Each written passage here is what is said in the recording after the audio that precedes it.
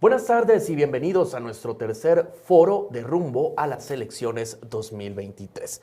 Para mí es un honor estar conduciendo estos foros electorales que hemos preparado en República. La finalidad de estos foros es que las personas puedan conocer la figura humana detrás del político. Así que les doy la más cordial bienvenida. Hoy tenemos como invitado al doctor César Bernardo Arévalo de León. Él es un gran invitado y a quien estoy muy agradecido por haber participado en este espacio. Él es candidato a la presidencia de la República de Guatemala por el partido Movimiento Semilla. Así que muy buenos días, Edgar, un gusto estar con ustedes. No, el gusto es mío, Bernardo. La verdad es de que platicar con usted es un honor y también es un honor el poderle dar la oportunidad a los guatemaltecos que lo conozcan un poco detrás de la figura política que ya conocemos. Así que voy a hacer un pequeño recorrido por su trayectoria política, haciendo un breve repaso por su vida profesional. Bernardo Arévalo, usted es sociólogo de profesión en un grado doctoral. Durante su carrera ha buscado fomentar la participación ciudadana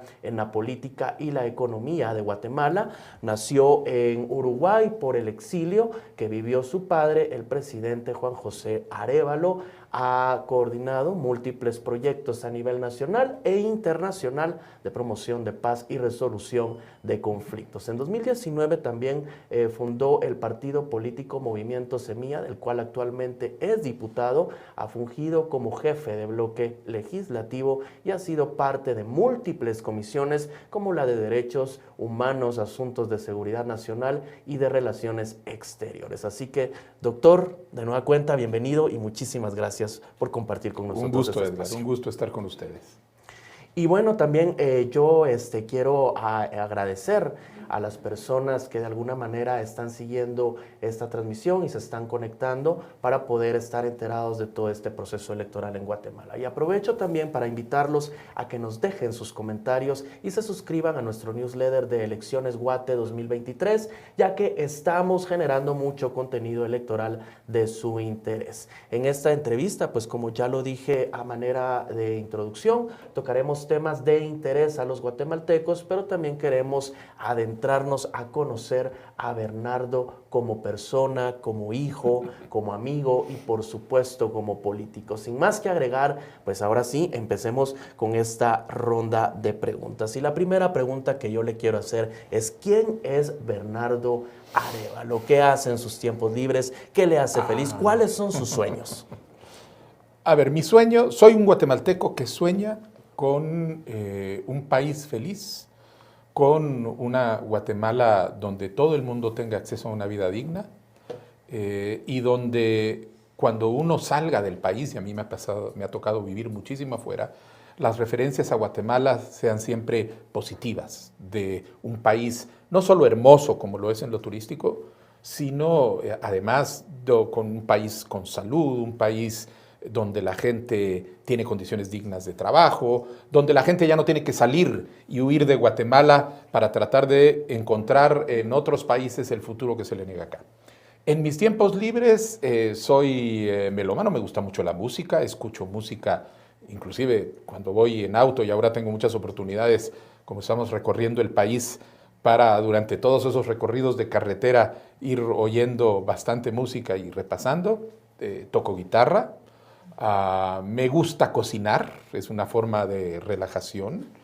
De manera que mi mujer ya colgó su delantal y me lo puse yo. ¿Y cuál es su especialidad?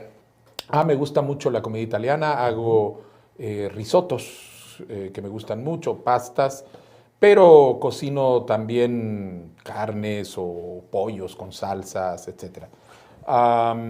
Y soy un ávido lector. Lo que pasa es que últimamente ya no tengo tanto tiempo para leer literatura, que es lo que a mí me gustaba mucho. Yo, de hecho, en mi primer título, mi minor era en literatura latinoamericana, era sociología y literatura. Pero porque ahora ya me toca estar leyendo mucho informes técnicos, informes de Naciones Unidas, estadísticas sobre desarrollo y todo el tipo de información que pues, es necesaria para esta tarea que tenemos ahora entre las manos como diputado y como candidato a la presidencia. Bernardo, ¿y cómo es la relación con su familia? ¿Tiene hermanos? Somos 5 hermanos. Bueno, tenemos un hermano de padre y, y 5 hermanos, la mayor de las cuales se llama Margarita, Juan José, Silvia Elena, sigo yo, que soy el cuarto, y luego mi hermano Martín. Pues nosotros, parte de la realidad de una familia que se ve obligada a vivir en el exilio, porque mi padre no pudo regresar a Guatemala hasta después de 20 años de andar recorriendo América Latina y viviendo en los lugares en donde tenía trabajo, pues no vivimos todos juntos en el mismo lugar. Yo ya llegué a Guatemala a hacer mis básicos y mi bachillerato, pero, por ejemplo, mis 3 hermanos mayores, 2 hermanas y un hermano, ellos se quedaron afuera. Los 2 mayores estudiaron su universidad, se graduaron, ya no regresaron a Guatemala porque se quedaron viviendo en México. Mi hermana Silvia Elena sí vino a estudiar a Guatemala y está trabajando aquí ahora. Y mi hermano Martín, que es el menor, con el que compartimos pues, la mayor parte de mi infancia. Una muy buena relación y disfrutamos particularmente las fiestas de fin de año, porque es la oportunidad donde todos hacemos tiempo para venir y tenemos 2 a 3 semanas en el que la tribu al final se reúne. Ahora ya sobrinos y hasta nietos tratan de venir para poder estar todos juntos con mi madre, que tiene 97 años y que tenemos la suerte de que todavía nos acompaña y en perfectas condiciones. Qué dicha, la verdad. Es un privilegio. Por supuesto. Es un privilegio. Bernardo, ¿y en qué trabaja usted? ¿De qué vive Bernardo Arévalo? Bueno, yo viví toda mi vida, mi primera carrera profesional fue de diplomático. Yo me gradué de sociólogo en Israel, regresé a Guatemala, ingresé al servicio diplomático y me mandaron de regreso a Israel precisamente porque hablaba el idioma y entonces esa era una ventaja. Hice 12 años de carrera diplomática, terminé hice distintos puestos, fui director general, fui viceministro de Relaciones Exteriores y después embajador en España. Y después, ya con el 97, regresé a Guatemala y empecé a trabajar en proyectos de reconstrucción del tejido social, proyectos de lo que se llama técnicamente el posconflicto, cuando un país sale de algún tipo de proceso de conflicto armado, de tensiones, es necesario encontrar la forma como se reconstruye ese tejido social. Empecé a trabajar en eso en Guatemala y después trabajé como responsable para América Latina de la organización con la que habíamos venido trabajando. Después estuve trabajando con Naciones Unidas desde Ginebra en un programa conjunto. Estuve supervisando programas en Israel, en Palestina, en Libia, en Chipre, en Liberia, en distintos lugares. Finalmente, después fui director general de esa organización y finalmente regresé a Guatemala ya para desde aquí seguir trabajando hasta el momento en el que pues, quedé electo y empecé a trabajar en el Congreso de la República. Bernardo, ¿y usted estaría de acuerdo en que la declaración patrimonial fuera pública, sí, no y por qué? Sí, porque es un principio fundamental mediante el cual la ciudadanía puede realmente tener una medida de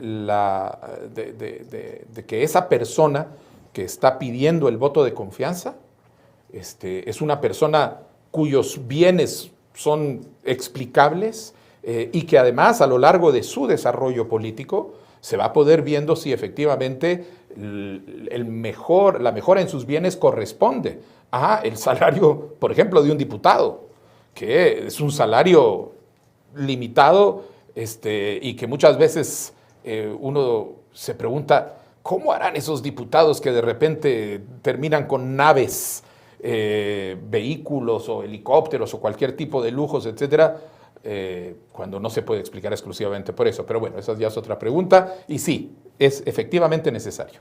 Por supuesto, Bernardo, estamos viviendo una época en la que las redes sociales están en todo. Y en las redes sociales también se generan muchos chismes, muchos dimes y diretes, y a veces las personas se dejan llevar por lo que se publica o no en determinada red social. Yo tengo en mis anotaciones que hubo un malentendido o hubo un desacuerdo con el doctor Manuel Villacorta del partido Voz. ¿Qué sucedió con el doctor Villacorta realmente? ¿Qué fue lo que pasó? No, fíjese que no tengo ninguna noticia de un malentendido o desacuerdo con el doctor Villacorta. De hecho, nosotros hemos tenido una relación pues, muy lejana con él. Yo lo conozco y he platicado con él un par de veces. Sé que últimamente se ha puesto en las redes a tuitear sobre nosotros, etcétera, pero creo que es más un intento de llamar la atención que otra cosa. La verdad es que con él no hemos tenido mucho espacio de dónde converger, así que habrá que preguntarle a él de dónde saca esa cuestión. Bueno, y aprovechando, ¿qué piensa usted del uso de las redes sociales en el actual proceso electoral? Mire, las redes sociales son una realidad, es sencillamente un desarrollo a nivel de la civilización humana de las formas como nos comunicamos. Nos está cambiando la vida como nos lo cambió la imprenta y la posibilidad de tener información impresa.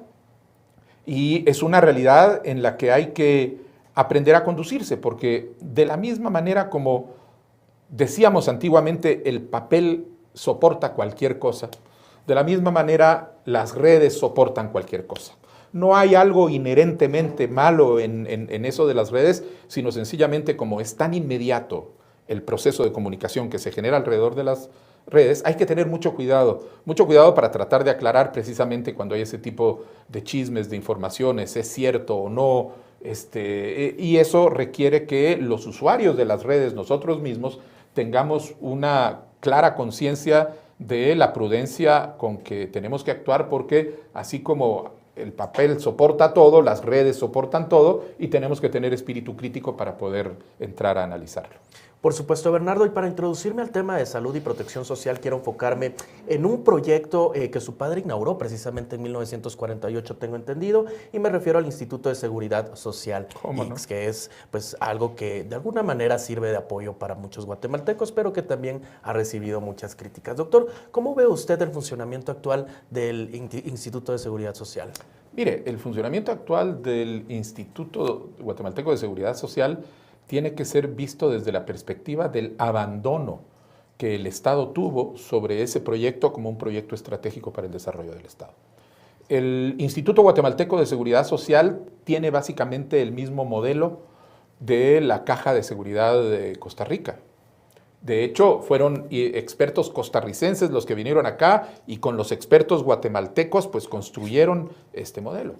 La diferencia es que en Costa Rica el 96% de la población tiene cobertura de la Caja Costarricense de Seguridad en pensiones y acceso a salud. Y en Guatemala el 17% de la población.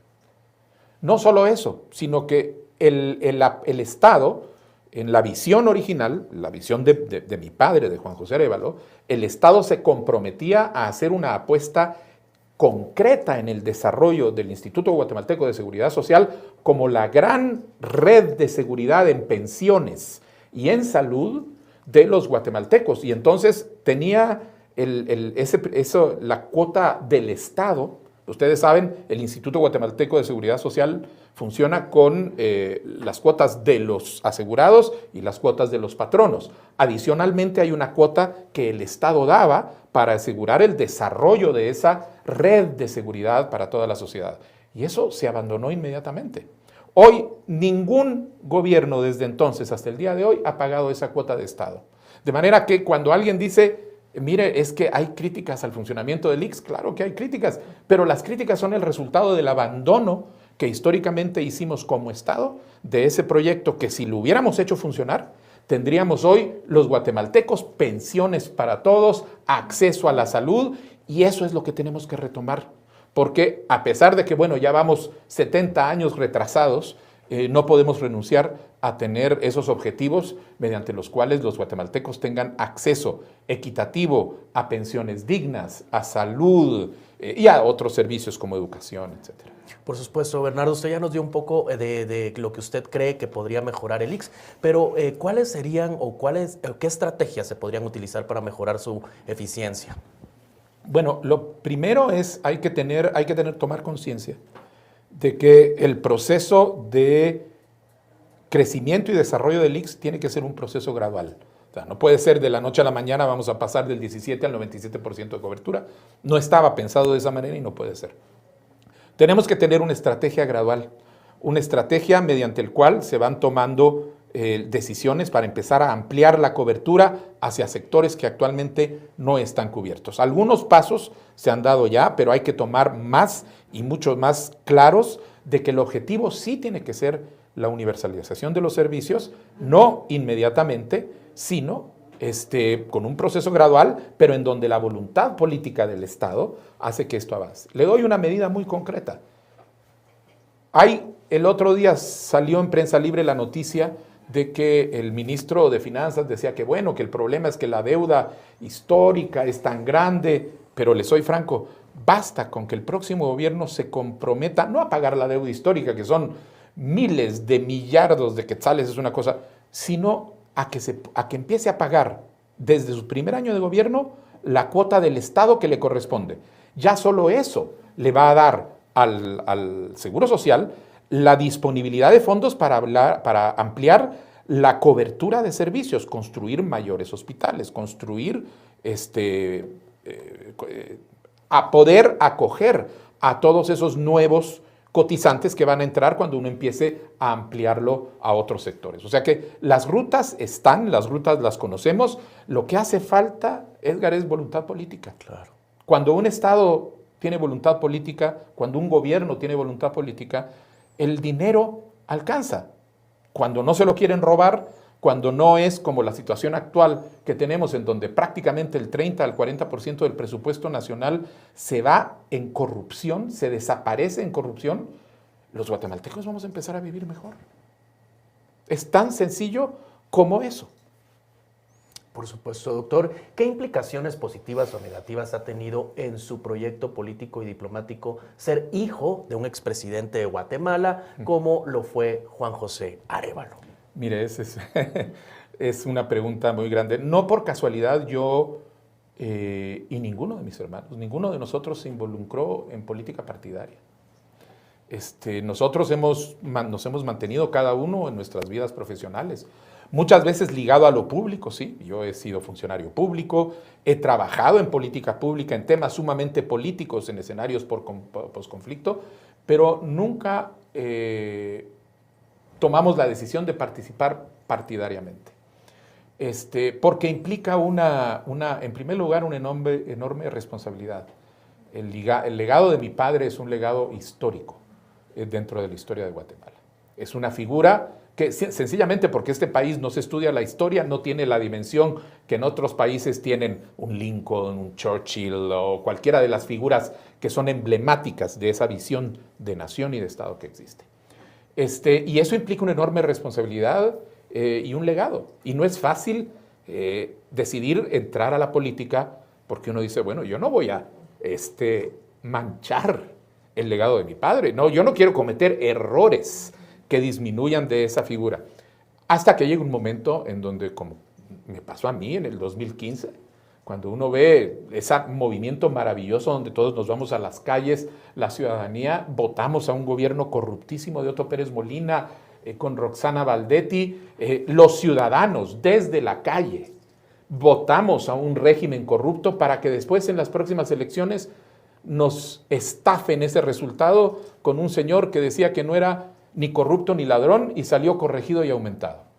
Y entonces uno dice, bueno, esto está pasando porque los guatemaltecos no tenemos alternativas. No tenemos alternativas en donde, en primer lugar, haya gente honrada, honesta, decente, que asume la responsabilidad de participar en política y que le da una opción a los votantes honestos, honrados y decentes que ya no quieren seguir votando por las élites y esos partidos que son simplemente clicas de corrupción que se organizan para tratar de llegar a tener control de los fondos públicos. Por supuesto, doctor. Y bueno, cambiando la temática, doctor, hemos visto que actualmente su bancada ha presidido una propuesta de ley que se promueve como de promover Internet gratuito a las escuelas. ¿En qué consiste la ley y por qué ha causado tanta controversia este proyecto? Si esta ley se llegara a aprobar, ¿cómo mejoraría la calidad del servicio de educación como la infraestructura actual de las escuelas? Hay que poner esta iniciativa en su contexto y su contexto es la pandemia. Claro. Recuérdese que llegó un momento en donde nosotros, el sistema educativo en Guatemala, como en todo el mundo, se ve en la necesidad de cesar las clases presenciales por la amenaza de la pandemia, y se empieza a tratar de hacer funcionar la educación a distancia. Una educación a distancia que suena muy bien, salvo cuando uno se da cuenta que estamos en un país donde el acceso a las redes digitales es sumamente desigual e inequitativo. Y donde inclusive quienes tienen un aparato, porque ahora afortunadamente desde un teléfono uno se puede conectar a internet, muchas veces no tiene dinero para los datos que es necesario obtener. La propuesta lo que hacía era reconocer que en un momento de emergencia lo que necesitábamos era facilitar al máximo para que el acceso a esa educación virtual no fuera posible únicamente para quienes tenían la suerte de tener esa disponibilidad de recursos para comprar datos, etcétera, sino ponerlo al acceso de la mayoría de la población. Recordémonos que nosotros tenemos casi un 60% de la población que vive por debajo de la línea de pobreza. O sea, tenemos que pensar no en la población de clase media, tenemos que tener que pensar en una sociedad y en un sistema educativo que funcione para todo el mundo. Y es en ese espíritu que se hizo esta presentación. Y nosotros creemos además que ahora lo que tenemos que pensar para el futuro es precisamente reconociendo la importancia que tiene el acceso a Internet como herramienta de educación y todas las posibilidades que eso va a permitir para dar saltos cualitativos, que tenemos que seguir explorando precisamente cómo acercar esa tecnología a la población y cómo hacerlo de una manera donde se reconozca que hay brechas socioeconómicas que el Estado tiene la responsabilidad de solucionar para lograr que haya educación de calidad disponible para todos y para todas. Por supuesto, y siempre en la línea de educación, ¿qué piensa usted del sindicato mayoritario de educación y su dirigencia? Mire, yo creo que lo que tenemos que entender es que el sistema educativo necesita una reforma integral. Necesitamos efectivamente llegar a un punto en donde todas estas ideas que hemos tenido hasta el momento de trabajo, apuesta por la educación, reforma del sistema educativo, se traduzca en hechos concretos. Y esa traducción en hechos concretos va a requerir la posibilidad de articular a todos los sectores que están adentro. Y eso va a incluir a los maestros, a los que están de acuerdo con ese sindicato y a los que no están de acuerdo con ese sindicato, poner de acuerdo a el Estado y participar también con las familias para tratar de alcanzar esa solución. Lo que tenemos que salir es de esta situación actual, en donde estamos enfrentando el desarrollo educativo con una mezcla de, por un lado, un abandono del Estado, que es el resultado, que es lo que nos da el resultado que tenemos ahora, triste, patético, de ser uno de los países con menor calidad educativa del continente y con uno de los países con menor, o el país de menor cobertura educativa. En educación media apenas por el 20 y pico %. Y al mismo tiempo una especie de pulso de fuerza en donde se van midiendo los distintos sectores para tratar de avanzar. Necesitamos romper ese impasse porque si no, no vamos a solucionar el problema de la educación y este país sin educación de calidad, accesible para todos y para todas, no va a poder salir adelante. Por supuesto, yo creo que ningún país sin educación puede salir adelante. Esa es la gran apuesta. Y bueno, doctor, el Movimiento Semillas se organizó en un momento de crisis política y se presentó como la nueva opción en Guatemala.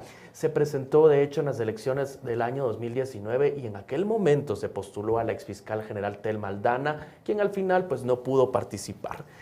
¿Cómo valora la autorización de su extradición? Mire, lo que tenemos ahora es, en el caso de Telma Aldana, es paradigmático.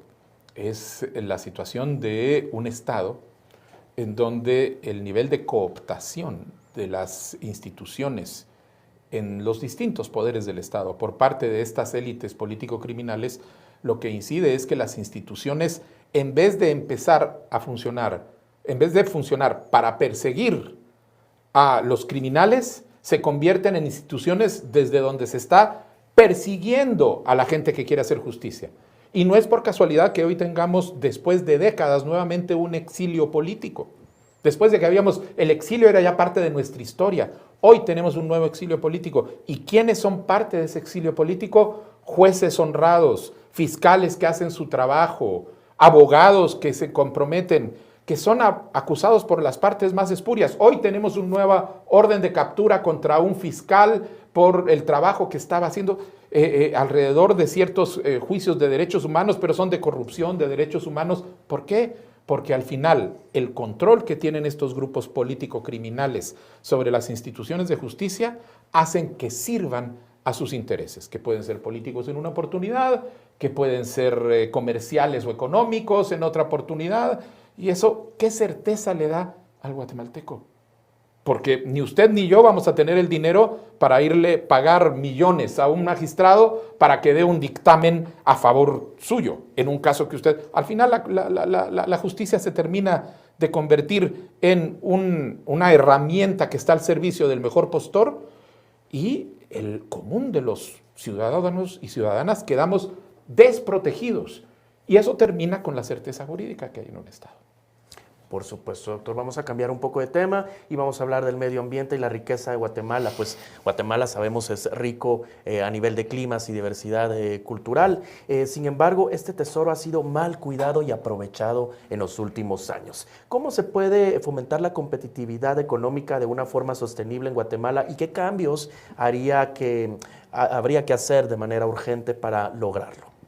Mire, lo primero es empezar por lo que usted dice, Edgar. Lo primero es darse cuenta que esa riqueza natural, que a pesar de que ha estado muy mal protegida, todavía sigue siendo considerable a nivel internacional, no es únicamente un entorno muy agradable para que vivamos, es sencillamente un capital fundamental para nuestro desarrollo como país.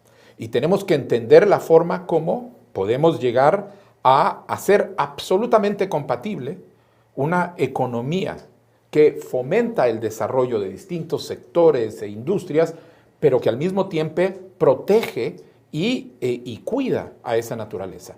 Yo le voy a dar, por ejemplo, un par de ejemplos que para nosotros son claros sobre ese tipo de visiones. La primera, Guatemala, todo el mundo habla de que Guatemala es un país de vocación turística, pero poco hacemos realmente para canalizar esos flujos turísticos hacia Guatemala. O sea, recuérdense que nosotros hablamos, uy, sí, qué bueno que vienen turistas a Guatemala, pero aquí viene una fracción del turismo que llega a países como Perú o como México. Lo que necesitamos es aumentar. ¿Pero cómo? No necesitamos construir más hotelotes de concreto frente al mar, necesitamos aprovechar esa riqueza que es lo que ya no hay en el mundo. La posibilidad de darle al turista que vive en Europa, que se mueve en una jungla de concreto, la posibilidad de venir y tener acceso a ver la naturaleza real, la biodiversidad, y si lo hacemos de una manera sostenible, el turismo es un sector que beneficia a todo tipo de empresario, desde el señor al que alquila caballos para dar una vuelta, la señora que hace artesanías, el empresario que pone un hotel en el medio de las Verapaces para ir a observar pájaros.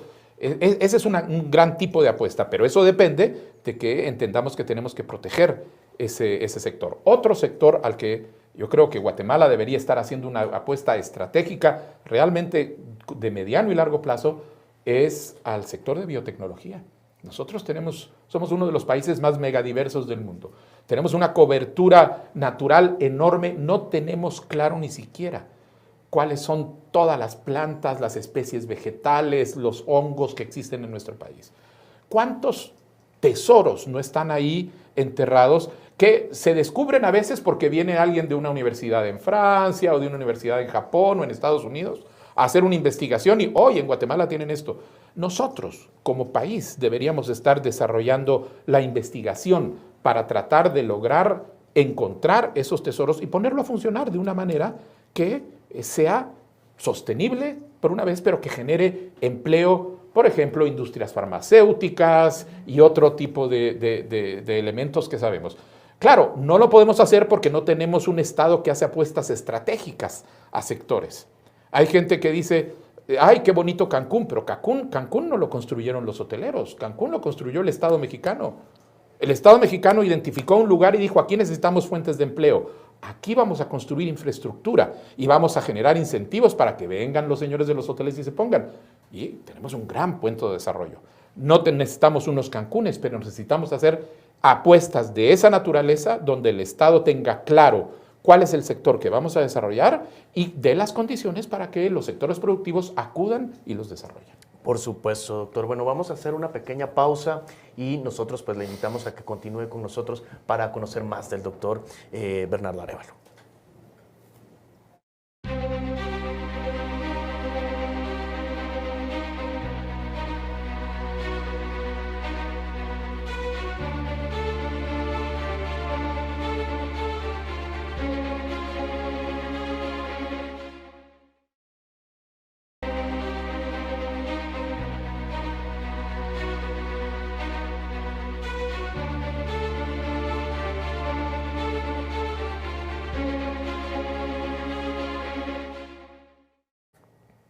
Y bien, continuamos conversando con el doctor Bernardo Arévalo, quien nos da un poco de su perspectiva, de su visión, de cómo ve la situación en Guatemala. Hablábamos del medio ambiente y cómo aprovechar la naturaleza en el país y precisamente vamos a hablar también del tema de las carreteras. ¿Cómo ve la situación de las carreteras actualmente en Guatemala?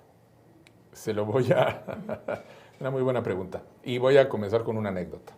El otro día nos tocó ir a San Pedro, Zacatepeque, San Marcos, en auto desde la capital. Nos salimos y hicimos 6 horas de camino para un lugar al que se llegaba hace 10 años en 3 horas. 4 como mucho, 4 horas, póngale, 4. 4 hasta San Pedro de Zacatepeques. Hoy 50% más. ¿Qué quiere decir eso? Que vamos para atrás. ¿Cuánto tiempo hacían antes los televidentes capitalinos que viven en Carretera del Salvador? Yo vivía en Carretera del Salvador para bajar a la capital. Cuando yo me mudé a Carretera del Salvador hace 20 años, media hora, 40 minutos, yo ya estaba abajo sin ninguna duda. Hoy me tuve que mudar al centro para no perder 2 horas diarias de venida y 2 horas diarias de regreso. Yo creo que el estado de la infraestructura vial en Guatemala puede ser utilizado precisamente como un indicador de ese abandono del Estado sobre las necesidades de la población y que hace prácticamente imposible que este país salga adelante, porque es más lo que invertimos en transporte, en tiempo, en costos, el daño que se le hace a los vehículos. Yo esperaría que si hace 10 años nos tomaba 4 horas, pues ahora nos tomará 3 en mejores carreteras, en mejores condiciones, con más seguridad. Es al revés totalmente. Y eso es lo que hay que corregir. Este país no va a salir adelante hasta que no haya una inversión sostenida en infraestructura. Pero ahí viene el otro problema. Cuando uno ve el presupuesto y dice, muy bien, se está invirtiendo tanto en infraestructura, pero tenemos carreteras que han sido inauguradas 2 veces y que todavía no están ahí. Puentes míticos, cuando uno va al interior del país, dicen, mire, es que ese ya me lo vino a inaugurar el presidente fulanito y el presidente sutanito y todavía no hay puente. ¿Por qué?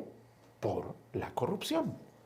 Lo importante para este país es generar las condiciones del desarrollo, pero lo más urgente es terminar con la corrupción. Y el problema es que tenemos un sistema político que está construido para que cada 4 años sigamos escogiendo este tipo de clicas organizadas electoralmente para seguir teniendo acceso a los fondos públicos. De lo único que se trata es a quién le va a tocar ahora meter la mano y cuánto, en vez de realmente recuperar el control del sistema político para que haya partidos políticos que realmente estén preocupados por el futuro del país y que entre esos partidos políticos hay una competencia para generar el desarrollo. Si uno quita la corrupción, no se resuelven todos los problemas, porque tenemos déficits de desarrollo muy grandes. Pero vamos a poder empezar a tocarlos en serio y poder invertir en salud, en educación y en infraestructura, porque nos surge no únicamente las grandes carreteras, sino también caminos rurales para conectar a una enorme cantidad de gente que porque no tiene cómo llegar a un mercado, lo único que puede cultivar es maíz y frijol, y es una agricultura de subsistencia. Imagínense, con una carretera básica, esa población se podría convertir en productores no de agricultura de subsistencia, sino de agricultura comercial, y eso implicaría un salto cualitativo para el país. Por supuesto, Bernardo. Y precisamente yo quiero que usted me diga qué piensa de las acciones o del trabajo que realiza el Ministerio de Comunicaciones, Infraestructura y Vivienda. ¿Cómo calificaría usted el trabajo de este ministerio? Desastroso, vergonzoso y expresión concreta de la captura del Estado por estas élites corruptas. Hay que darle vuelta de calcetín a ese ministerio. Porque inclusive si el día de... ¿Sabe cuál es el problema, Edgar? La corrupción no únicamente se roba el dinero, atrofia a las instituciones. Porque una institución que es creada para una función como el Ministerio de Comunicaciones o como el Ministerio de Agricultura para dar extensión a los agricultores, que deja de funcionar porque se dedica, en el caso del Ministerio de Agricultura, nos han dicho todas las organizaciones de productores que el problema es que todas las plazas de extensionistas se van muchas veces para el primo del diputado, el hijo del gobernador, la amiga de cualquiera. Y entonces ya no están funcionando. Y lo mismo, el Ministerio de Comunicaciones y el bolsón central de la corrupción en nuestro país es el listado de obras que pasa por el Congreso. Es ahí donde se ata los negocios corruptos que explican ese desastre que tenemos en la infraestructura. Ese ministerio se atrofia si no se usa. Es como si usted no usa su brazo después de 10 años, el músculo ya lo perdió. Pues eso es lo que va a tocar. Hay que reconstruir instituciones para que vuelvan a servir. Por supuesto, Bernardo, y aprovechando que estamos hablando de temas de urbanización, ¿cómo ve usted el tema del tránsito en Guatemala? ¿Cómo es un día en el tráfico de Bernardo Arévalo? Bueno, yo ya le dije, hoy no tengo problemas de tráfico porque como empecé a trabajar en el Congreso de la República, me mudé al centro de la ciudad y entonces hago 10 o 15 minutos hasta mi trabajo, que es una cantidad razonable de tiempo para que cualquier persona se desplace. Pero la mayoría de los capitalinos, y por capitalinos no digo únicamente los habitantes del municipio de Guatemala, sino toda la zona conurbada, que es gente que vive en Petapa, en Misco, en San José Pinula, que vienen a trabajar a la capital, se les va la vida en el tráfico. Y se les va la vida en el tráfico porque tenemos más de 20 años de administración municipal que lo único que hace es maquillar los problemas sin darle una solución de fondo. Lo que deberíamos haber hecho es empezar a invertir en macrosistemas de transporte público. Ahora, pues está muy bien, tenemos un Transmetro, pero a duras penas resuelve los problemas del tráfico.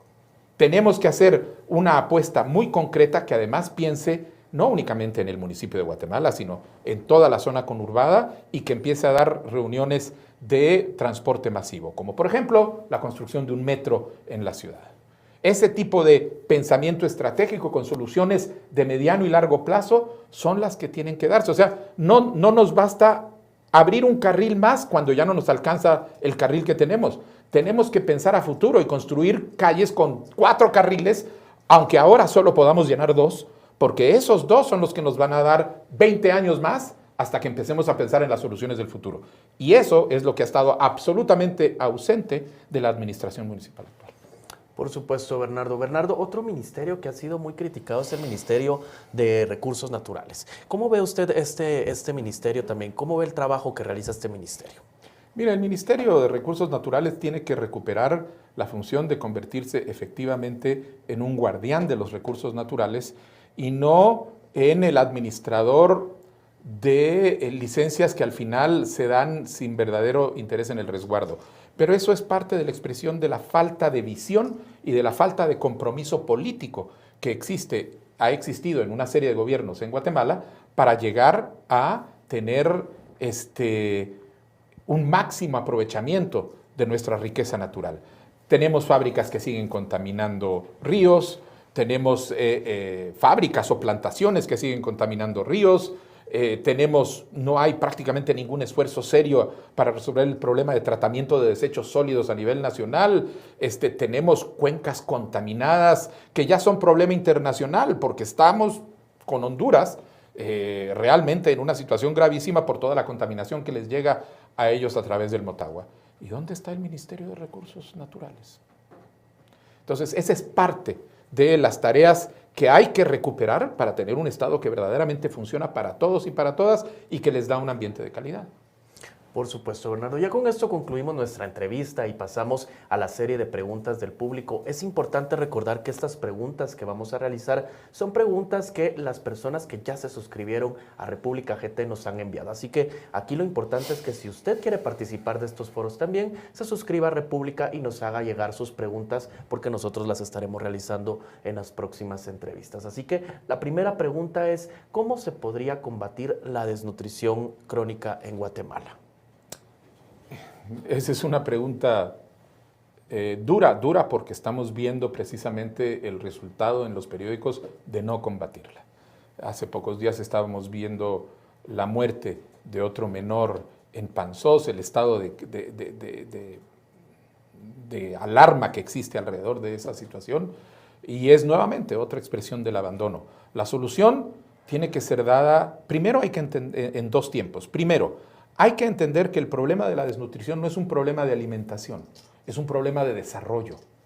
No se trata únicamente de llevarle la alimentación a las familias que no tienen el acceso. Hay que llevar empleo, hay que generar condiciones de salud, agua y saneamiento para que los niños no se enfermen, tener pisos de concreto como condición básica. Es decir, y no estamos descubriendo el agua azucarada, eso son todas recetas que las conoce toda la experiencia del desarrollo internacional y de nuestro propio país muestra que efectivamente son muy importantes. Cuando uno entiende que es un problema del desarrollo que implica que lo que hay que convertir es esas zonas deprimidas en zonas donde la gente puede producir para ellos mismos y para sus niños, entonces tenemos una solución continua del problema de la desnutrición. En el ínterin, lo que hay que entender es que hay que tener una claridad tanto para las medidas de emergencia que permitan atender los casos de desnutrición aguda como los que hay ahora y lograr fomentar una acción concertada para llegar hasta allí y tratar de generar los aportes y las medidas que el Estado puede hacer para ir apoyando a esas familias que están en esa situación, que sabemos dónde están. Es que lo más indignante es que se están muriendo niños y tenemos población en estado de desnutrición aguda que no es que de repente nos aparezcan, están mapeados, sabemos dónde están esas poblaciones. Y la pregunta es ¿por qué no estamos haciendo nada hasta que se muere otro niño y entonces otra vez vamos a tener fotos en los periódicos con la gente llorando porque se nos mueren los niños? No, hay que hacer algo, pero ese algo hay que hacerlo desde la voluntad política que tiene el Estado para actuar. Por supuesto, Fernando. ¿Considera usted que se puede erradicar la corrupción en Guatemala? Mire, como objetivo, solo puede existir el objetivo de erradicar la corrupción. Tenemos que ser realistas y nosotros sabemos que hasta en Noruega de repente va a haber algún funcionario que se va a meter en la bolsa algo que no le corresponde, hasta en Noruega o en Japón. Pero una cosa distinta es reconocer que siempre va a haber alguna persona que va a fallar y que va a cometer esto, a la situación que nosotros tenemos ahora en donde el sistema político no funciona con corrupción, funciona para la corrupción. Y ese es lo que no podemos seguir aceptando. Lo primero es corregir y dejar que el sistema político se organice para delinquir, porque eso es lo que está sucediendo. La gente se organiza en partidos políticos para llegar al Congreso de la República, al Ejecutivo, a los organismos, al organismo judicial, para desde ahí mercar, negociar, tráfico de intereses, contratos, etc. Estamos viviendo hoy en Guatemala en el caso de un Estado que está organizado para la corrupción. Necesitamos salir de ahí y empezar un proceso que recupere las instituciones para gradualmente ir saliendo. Y la única herramienta que tenemos es el Estado de Derecho. En la medida en que nos empecemos a tomar en serio el Estado de Derecho, vamos a poder ir recuperando el Estado. Pero esto requiere que los ciudadanos tengamos claro que si el problema viene porque tenemos un sistema de partidos políticos corruptos, no podemos seguir votando de la misma manera y esperar que haya resultados diferentes. Tenemos décadas de estar votando por esta misma clase política que se cambia de camiseta, se pone gorritos, dice que viene y que siguen haciendo lo mismo. Y todos dicen, no, es que yo sí voy a luchar ahora por la corrupción. Pero miren, no se puede luchar contra la corrupción aliándose con corruptos. Entonces hay que observar quiénes se organizan en esos partidos, de dónde vienen, qué han hecho en el pasado, qué puestos han tenido, y entonces quienes, los ciudadanos que asumamos la conciencia de que no podemos seguir igual, votemos de una manera diferente. De esa manera, desde la voluntad ciudadana y desde la recuperación del sistema político, se puede erradicar la corrupción, pero tenemos que demostrar esta voluntad política en hechos. Por supuesto. Bueno, ya hablamos del Ministerio de Vivienda, ya hablamos del Ministerio de Ambiente. ¿Qué mejoras le haría usted ahora al Ministerio de Salud? Salud. Mire, no puedo contarles el plan de gobierno porque estaríamos violando la ley electoral. Pero les puedo decir ciertos elementos fundamentales que hay que atacar. En primer lugar, tenemos que hacer que la salud llegue de manera preventiva al mayor número posible de guatemaltecos y guatemaltecas. Hay que hacer una inversión en el primer nivel de salud, porque mientras mejor atención tengamos en el primer nivel de salud, mientras garanticemos las vacunas de los niños, mientras pueda haber buena atención a los infantes cuando nacen, a los niños pequeños, apoyo a las madres, cuando se pueda, haya una visita regular de las familias a esos puestos de salud, vamos a poder prevenir el tipo de problemas que después terminan desembocando en el nivel secundario y que en última instancia terminan en los hospitales. Como no tenemos los recursos que necesitamos para mañana construir el sistema de salud que el país se merece y necesitamos los guatemaltecos, lo que tenemos que hacer es ampliar gradualmente este primer nivel y ampliar el nivel de acceso de los guatemaltecos a la salud, especialmente en las zonas que ahora están absolutamente abandonadas. No puede ser que haya familias, haya gente que tengan que viajar horas para poder llegar a una enfermera, para poder ver si tienen o no un problema, que además cuando llegan a esa enfermera haya un puesto de salud que no tiene medicinas. O que ya no digamos hospitales públicos, donde si alguien llega a un hospital público, los médicos le dicen, mire qué pena, sí, aquí se lo podemos atender porque tenemos médicos, pero no tenemos medicinas. Aquí está la lista de medicinas, por favor vaya a la farmacia de enfrente. Y tenemos hospitales con muy buenos médicos, pero que sin ese tipo de insumos no pueden operar.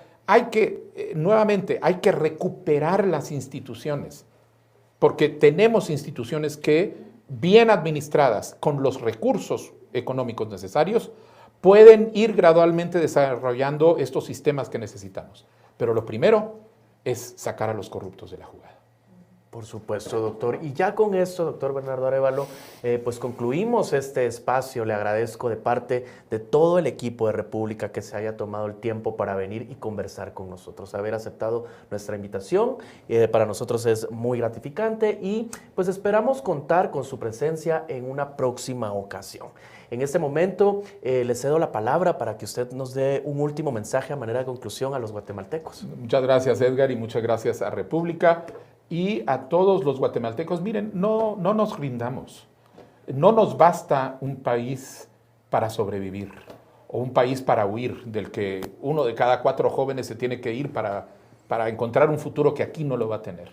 Necesitamos un país para vivir y un país para vivir bien. Pero eso no lo vamos a lograr hasta que no rescatemos a nuestras instituciones de estas mafias que lo están cooptando ahora. Así que soñemos y hagamos las acciones para tener un país para vivir.